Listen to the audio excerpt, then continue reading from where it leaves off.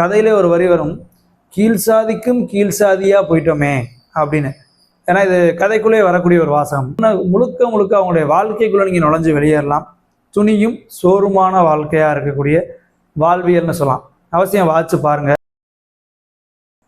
வணக்கம். மாறா புன்னகையோடும் தீரா உற்சாகத்தோடும் ஆல்டிஸ் அரட்டையரங்க உங்களை வர இருக்கேன்.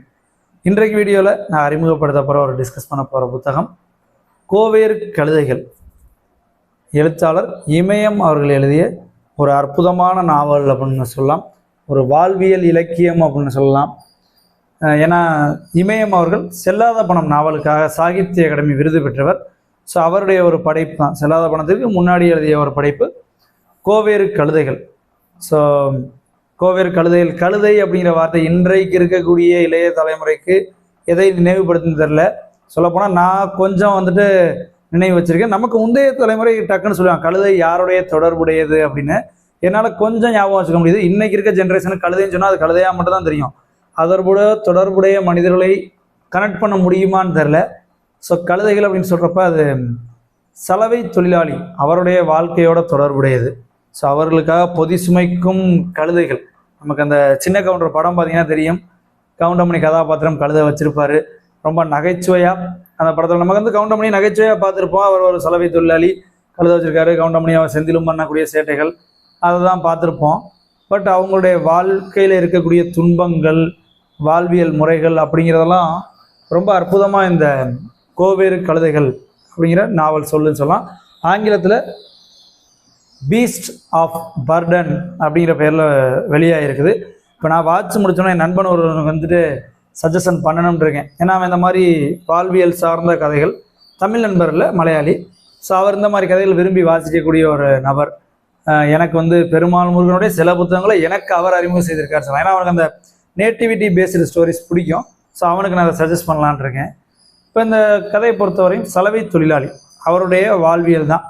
அதில் பார்த்தோன்னா இப்போ குறிப்பாக அதுக்கு முன்னாடி ஒரு என்ன சொன்னால், இந்த புத்தகம் எல்லாருடைய அந்த சாதி பெயர்கள் அது ஓப்பனாகவே எழுதியிருப்பாங்க. சாதி பெயர்கள் எக்கச்சக்கமாக ஓப்பனாகவே இருக்கும். ஏன்னா அன்றைக்கு எப்படி இருந்துச்சுன்னா 1960, 70களில் நடக்கக்கூடிய கதைகள் 1960s, 70s இருக்குது. ஸோ அன்னைக்கு ஒவ்வொரு சமூகம் என்ன பண்ண சலவை தொழிலாளி அப்படின்னு சொன்னாலும் கதைக்குள்ளே பார்த்தோன்னா வண்ணான், வண்ணாத்தி அந்த மாதிரி தான் பெயர்கள் இருக்கும். ஸோ ஒவ்வொரு அந்த சாதியின் பெயர்கள் எல்லாமே அப்படி அப்படியே கதைக்குள்ளே இருக்கும். ஸோ அது அன்னைய காலகட்டம் அப்படி தான் இருந்துச்சுங்கிறத நம்ம புரிஞ்சுக்க முடியும். ஸோ இப்போ இந்த கதையை பொறுத்தவரையும் ஆரோக்கியம் அப்படிங்கிற ஒரு பெண்மணி தான் மைய புள்ளி. ஸோ அதான் அந்த மந்த்லி ரீட் அப்போ இந்த புத்தகத்தை போய் சொல்லியிருந்தேன். வைரமுத்துக்கு ஒரு கருவாச்சி காவியம் மாதிரி இந்த புத்தகத்துக்கு கோவேறு கழுதைகளை தாண்டியும் ஆரோக்கியத்தின் காவியம் அப்படின்னு வச்சுக்கலாம். கருவாச்சி காவியம் மாதிரி ஆரோக்கியத்தின் காவியம்னு.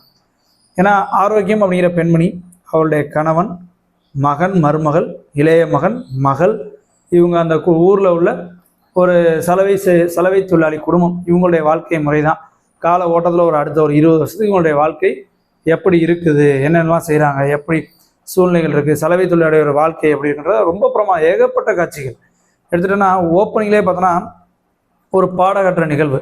அப்போ அந்த பாடகற்ற நிகழ்வுக்கு எப்படியெல்லாம் துணி அதுக்குன்னே இவங்க சலவை தொழிலாளர்கள் சில நிகழ்வுக்குன்னு சில துணிகளை ஒதுக்கி வச்சுருக்காங்க. அப்போ அந்த பாட கட்டுறதுக்கு எப்படி கட்டுறாங்க, குறிப்பாக இவங்களுடைய குடும்பம், இந்த ஆரோக்கியத்தோட குடும்பம் பார்த்தோன்னா, ஏன்னா கதை ஃபுல்லாக ஆரோக்கியன்ற பேர் நிறைஞ்சிருக்கும். கருவாச்சி காவியத்தில் கூட சில சாப்டர்ஸ் கருவாச்சி இல்லாமல் கதையில் வரும். பட் இந்த கதையை பொறுத்தவரை எந்த சாப்டரும் ஆரோக்கியம்ன்ற பேர் இல்லாமல் வராது. ஸோ அப்போ அந்த ஆரோக்கியத்தோட வாழ்க்கையில் அந்த ஒவ்வொன்றுக்கும் அந்த துணிமணிகளை எப்படி அந்த சலவை தொழிலை ஒதுக்கி வச்சுருக்காங்க.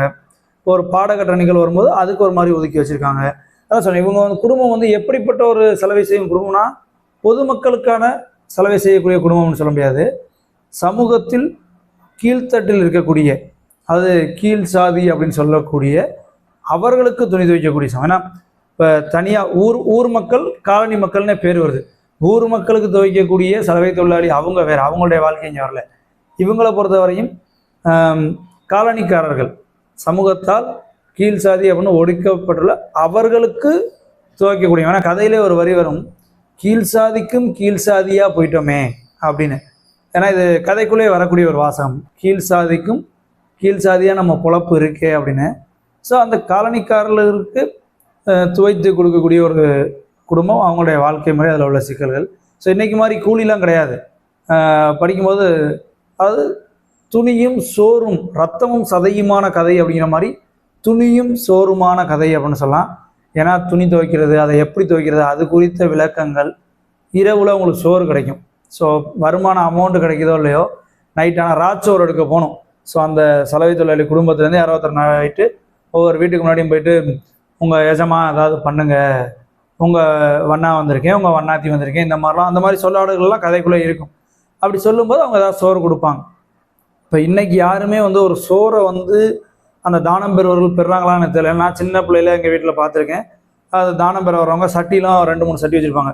சோறுனா ஒரு சட்டியில் வாங்கிக்குவாங்க, குழம்புனா ஒரு இது, அந்த தொட்டுக்கப்பு கொடுக்கும்போது அந்த சைடிஷ் கொடுக்கும்போது அதை ஒரு இதில் வாங்கிக்குவாங்க. ஒவ்வொரு வீட்டிலேருந்துமே ஒவ்வொரு வீட்டு சோறுமே அதை சோறுக்கு மட்டும் ஒரு பாத்திரம் இருக்கும், குழம்புக்கு மட்டும் ஒரு பாத்திரம் இருக்கும். இன்றைக்கி தானம் பெறுவர்கள் காசாக தான் வாங்கிறாங்க. யாருமே வந்துட்டு இந்த மாதிரி சோறு வாங்கக்கூடியவர்கள் இன்னும் இருக்கிறாங்களா எனக்கு தெரியலை. அப்போ வந்து அதெல்லாம் எனக்கு சின்ன பிள்ளை நினச்சி எவ்வளோ ஒரு கஷ்டமான வாழ்க்கை முறை. ஒவ்வொரு வீடுகள்லையா போய் சோறை வாங்கிட்டு வந்து அதை பல வீட்டு சோறு, பல வீட்டு குழம்பு இதெல்லாம் வாங்கி தான் அவங்களுடைய ராச்சோறு இருக்குது. ஸோ ராச்சோறு எடுக்க போனோம், அவங்க ஒவ்வொரு நாளும் ராச்சோறு எடுக்க போனோம். இவங்களுக்கு ஆரோக்கியம் முறையும் அந்த வாழ்க்கை செட் ஆயிடுச்சு.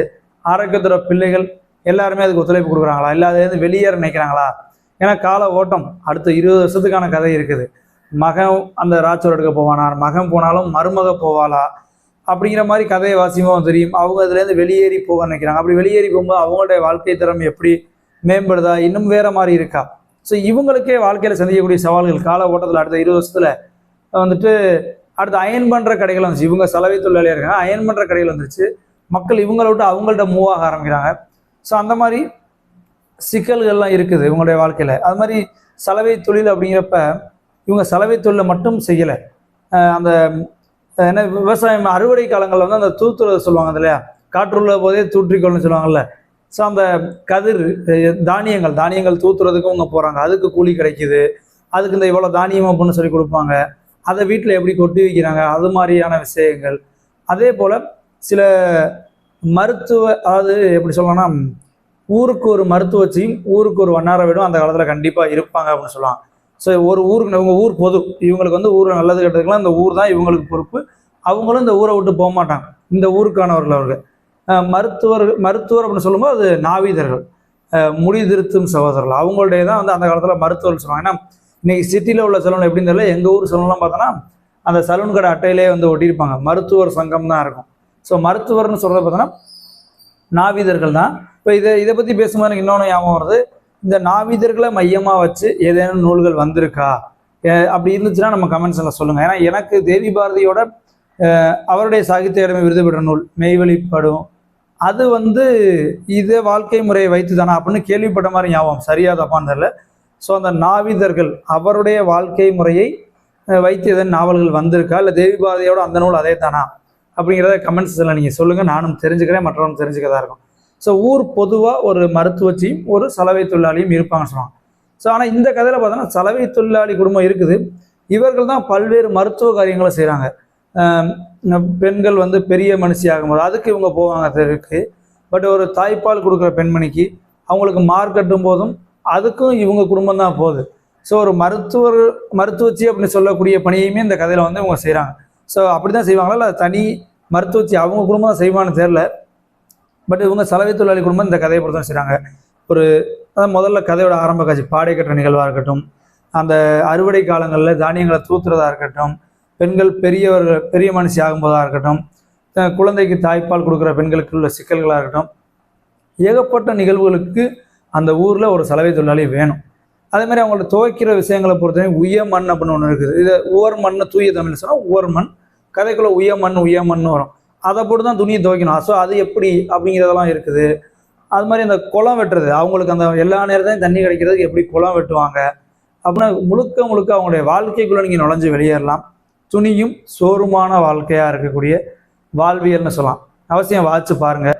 நான் ஒரு சின்ன லேயர் தான் சொல்லியிருக்கேன், கொஞ்சோண்டு துணுக்குகளை தான் சொல்லியிருக்கேன். ஏகப்பட்ட இடங்கள் நான் மார்க் பண்ணி குறித்து வச்சுருக்கேன், எக்கச்சக்கமாக அருமையான இடங்கள் அப்படின்னு சொல்லி. இவ்வளோ பக்கங்கள் பேஜ் வந்து நெடுக ஒரு வரி மாதிரி இருக்கும், குறித்து வச்சுருக்கேன். ரொம்ப சிறப்பாக இருந்துச்சு. பல்வேறு சமூகங்கள் சாதி பெயர்கள் அப்பட்டமாக வரும், நிறைய விஷயங்கள் நேரடியாக சொல்லக்கூடிய விதத்தில் இருக்கும். இதெல்லாமே ஏற்றுக்கிற ஒரு வாழ்க்கை முறைக்குள்ள நீங்கள் போயிட்டு வரலாம். 70 ஆண்டுகளுக்கு முன்பு ஒரு சமூகம் எப்படி இருந்துச்சு, இன்றைக்கி எடுத்து பார்த்தோன்னா கண்டிப்பாக நீங்கள் சலவை தொழிலாளி குடும்பத்தில் அவங்க பல பேர் ஐடிலையும் எங்கெங்கேயோ போயிருந்திருப்பாங்க. ஸோ அவங்களுடைய வாழ்க்கை முறை இன்னைக்கு எங்கேயோ போயிருக்கு. ஸோ அப்போ அதெல்லாம் நினச்சி பார்க்கலாம், கல்வி நம்மளை எப்படி உயர்த்தி இருக்குது அந்த மாதிரியும் புரிஞ்சுக்கலாம். பழைய காலகட்டத்தின் வாழ்க்கை முறை எப்படி இருக்குது, நம்மளை எப்படி சுரண்டி இருக்காங்க அப்படிங்கிறதையும் தெரிஞ்சுக்கலாம். ஸோ ஒரு அருமையான வாசிப்புக்கான புத்தகம். ஸோ அடுத்தையுமே பிற நூல்களையும் வாசிக்க ஆர்வமாக இருக்கிறேன்.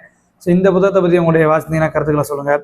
அந்த நாவீதர்களை மையமாக வைத்து அந்த புத்தகங்கள் ஏதாவது இருந்தால் அதை பற்றியெல்லாம் சொல்லுங்கள். நீங்கள் பரிந்துரைக்கக்கூடிய புத்தகங்களை சொல்லுங்கள். புத்தகங்கள் மற்றும் புத்தகத்தொழிலாளர்கள் குறித்து நிறைய அப்டேட் நம்ம சேனலை ஃபாலோ பண்ணிங்க. மறுபடியும் இன்னொரு வீடியோவில் இன்னும் நிறைய புத்தகங்களை குறித்த தகவல்களை சந்திக்கிறேன். தொடர்ந்து வாசிப்போம். நன்றி.